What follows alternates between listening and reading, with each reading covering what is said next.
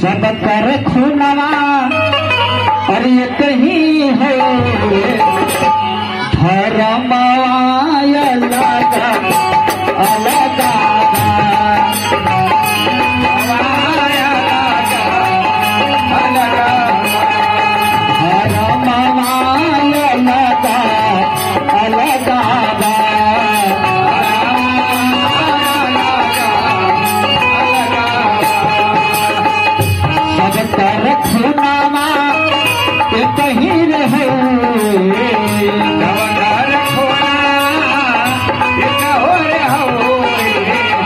सब कर खुनावा कहीं रहे राम माया लगा अलगावा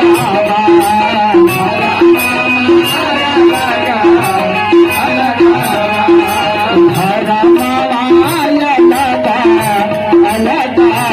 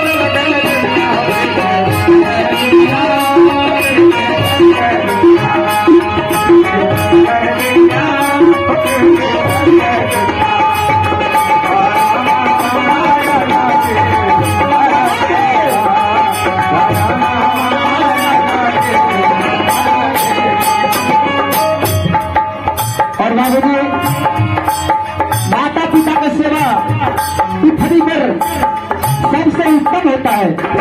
कैसे? क्योंकि माता पिता हमारे परमात्मा से भी बढ़ करके होते हैं। माई बाबू के शरणिया के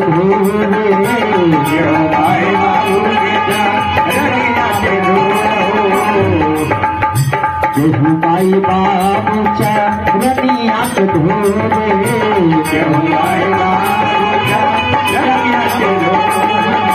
केहू के माई बाबू दिन रात रोगे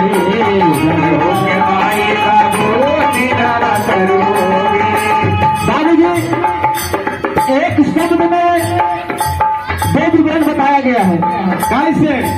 कोई अपने माता पिता को बहुत अच्छे सेवा सत्कार करते हैं, उनका माता पिता उन्हें आशीर्वाद देते हैं, और किन्हीं का माता पिता बैठ के दरवाजे पर आंसू बहाते हैं। केहू माई बाबू के चरनिया के धोरे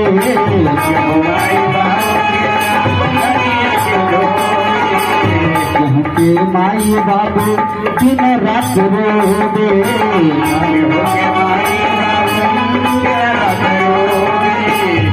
लेकिन पुत्र कपूत होता है, लेकिन माता पिता कपूत नहीं होते हैं। माई को माई ना होई। भाई तू कहे कहा माई के ममता कहीं रहो माई के ममता कहीं रहो माई के ममता कहीं रहो लाला नारायण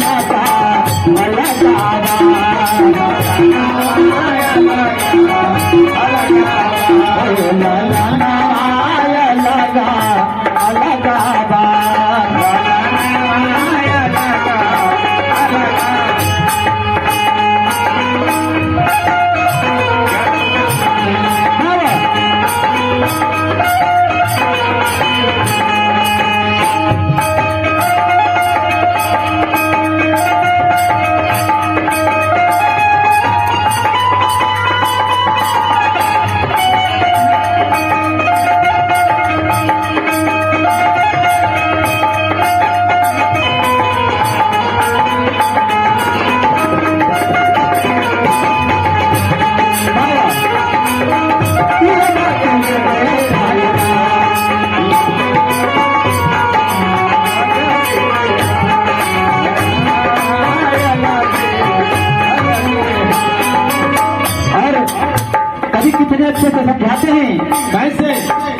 प्यारे मानव,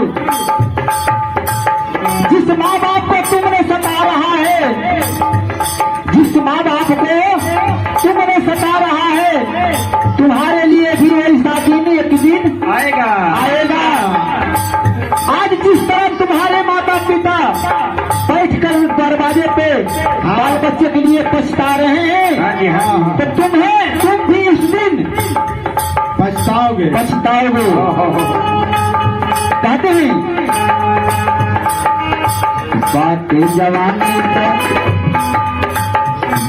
जवानी तो गुमान नहीं करा हो,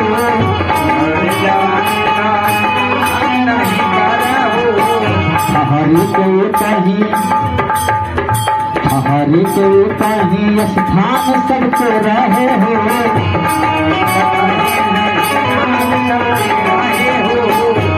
आज आप पे खून है, बल है तो सता लेते कमजोर लोगों पे, लेकिन सबको जाना है उसी स्थान पे। बलवान है तो ही शमशान घाट जाएगा, और एक इंसान कमजोर है वो भी वही शमशान घाट जाएगा। उसके लिए अलग शमशान घाट और कोई स्वर्ग नहीं बना है और बातें जवानी अभिमान नहीं करा हो,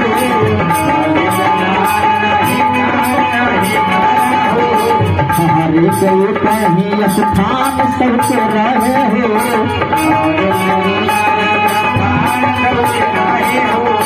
सब करने हिया कहीं रहे,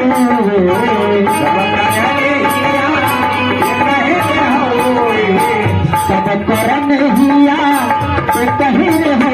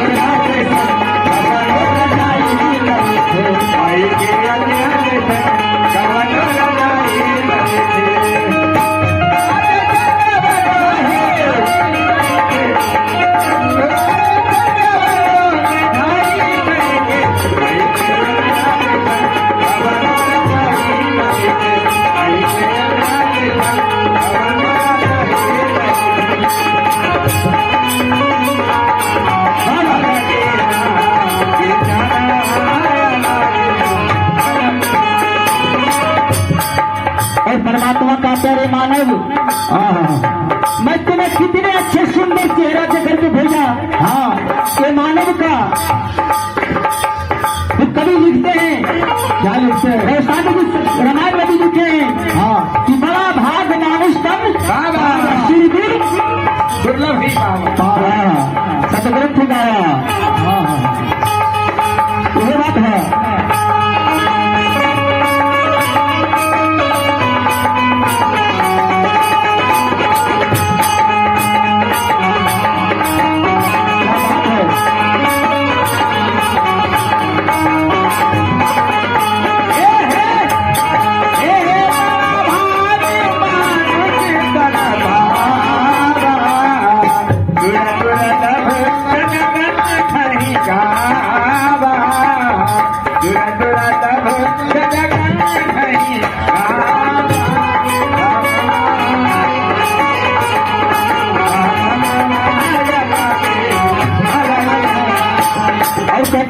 क्या कहते हैं, हीरा जन्म लहला सुंदर कान हो,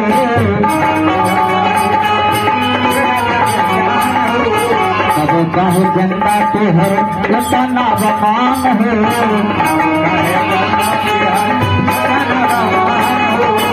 हीरा जन्म लहला सुंदर कान हो,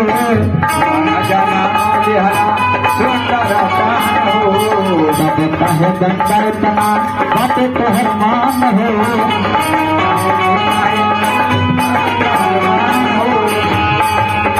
चंद्र दिनेश के एक बात देहिया दिनेश के एक बात देहिया चंदन दिनेश के एक बात देहिया दिनेश